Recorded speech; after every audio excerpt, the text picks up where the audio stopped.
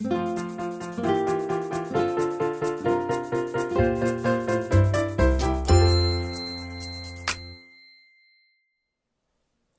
this is Ingrid from Quiltessential Co in St. Albert, and we're going to be talking about January block of the month 2026, and we're using the 2 peaks in 1 ruler from Creative Grids, and this will be our block this time. So this colorway is called Puff. There's also Wisteria and Flourish, and I'll be talking about those in a second. So come with me and let's go cut out. So the very first thing I like to do is take my fabrics out of the bag, spray them with flatter or with precision fabric treatment. Both of these are Canadian, or you can use Best Press, and then they're ready to go. So if you've got any diagonals that you're working with, that will help a lot with keeping it all together, and it will make a flatter block in the end. Then give it a good press. Then maybe you want to label them. So look at your color chart that I've given you and make sure you label them. So I like to make a few labels that I use every month. So I've got A here, B, etc., etc. So label everything up and then start putting your fabrics out. Let's label A. Now, if you are doing Flourish, there'll be an A1 and an A2. If you're doing Wisteria or Puff, it's just one long strip that's A. B.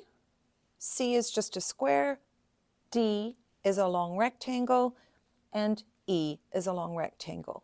And now we're going to do the rest of the cutting out and some sewing. First, get out your extra Ingrid notes that I made for you, and we'll be cutting from that. You can always watch the first video that I made about how to cut out for the whole year. And if you're left-handed, don't forget, turn your instructions upside down and cut this way, and then it'll be easier for you. And we're going to be using our 2 peaks in 1 ruler, and we're using the white numbers on the side mostly. This is for the finished size of the block. This is for the fabric width and cutting. So I have here on my table my fabric, and it is fabric D. So we're going to be putting our large size triangle on here with my white line, my white strip line lined up perfectly. And the first thing to do is just trim off the side. And then you're just going to keep cutting and go up, blunt edge on the top and your line on the bottom. And as you go along, make sure you have fabric under here. Don't go too scant, don't go too fat. Make sure you've got the right amount under here and keep cutting along, and we're going to be cutting 4 of these. Once you've done those, we're going to be cutting our E fabric.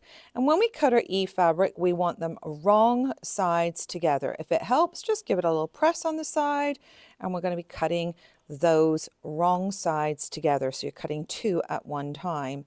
I like to straighten up first. Don't need to take very much off, just a little smidge. So I'm going to straighten up first. And then, as in my little video before, if you want a bit of fudge factor, move that ruler over. I'll show you big so that you can see what I'm doing. I want a little bit of fabric on that side. I just need about 1/8 of an inch, but just move it over and cut. Don't separate your pieces yet. Flip your ruler. Again, make sure that you have your line on the bottom or top of your fabric and the blunt on the bottom or top of your fabric every time. And if you want fudge factor, just slide that ruler over so you have 1/8 of an inch of your extra fabric on the side and cut. And you will be cutting 4 sets. Before you do anything else, you're going to take the bottom corner of this small triangle and put the baseline right on the bottom of the triangle and the diagonal exactly on the side. And you'll see that there's a tiny little 60-degree triangle here. You're going to clip that off, and that helps us up in the next stage when we want to place our fabrics together. I'm going to clip all of those because we're going to get them ready for sewing. So here is our D, and when we open up our E, we have 2 matching sides. Now we're going to get ready to sew. This is just a sample to show you what I'm going to be doing for sewing. I like to start on a scrap, then this little piece here doesn't get chewed up by your feed dogs, and you're just flipped your small triangle, blunt end here on the top. As you're sewing 1/4 of an inch, make sure you're sewing scant. Make sure that there's that little 60-degree triangle down here. If you need to stretch the top piece just a little bit to make that 60-degree work, then do so, because you want to end up with your sewing right here.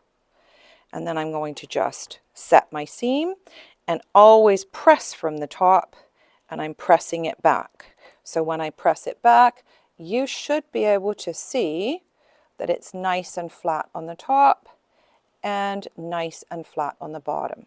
And now we're going to join the next piece. So put your other triangle on this side, blunt again on the top, and remember you're going to line it up so you can see that little 60-degree triangle over here, and sew down this side. Again, set your seam and then flip it back, press from the top, and you get a lovely square unit. And you should have a 1/4 inch above it, and everything should be flat on the top and flat on the bottom. And now it's time to trim it up.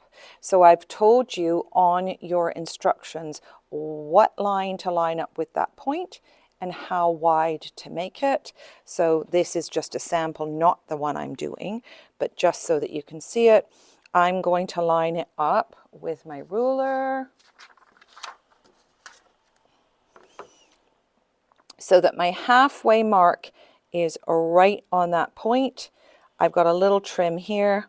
This is the right size on top and bottom, a little trim on either side, but here is where my halfway mark is. And in your instructions for the size that you're making, which is this one, it will tell you exactly what size needs to be in the center and for your sides. So trim those up and you should have 4. Now you're going to be sewing your A's and your B's together. If you have flourish, you have an A1 and an A2. If you have puff or wisteria, you just have one A. And so line it up on top of B like this and just sew straight across. So I just did a little sample here so that you can see what we're doing. So those are sewn together right along here. I like to press my seam and then press from the top, and I told you which way to press your seams so that they work out the best. And then you're going to cut that into little units. So as you normally would with this type of thing, trim up the side, cut into the size unit that I've asked you to cut it, and you will have a whole bunch of these.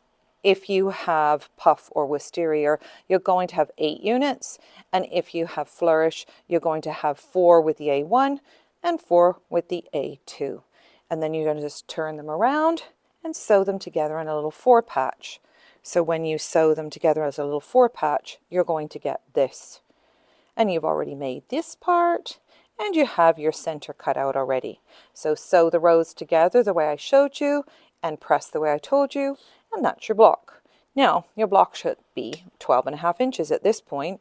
If by any chance it's a slightly different size, just hang in there, keep sewing until March, and then see. Maybe your magic measurement is 12.25, maybe your 12.75. If something's really out of whack, we'll fix it before March, and I think you'll be fine. So this is your January 1st block. Well, hopefully this has been a great start for your year.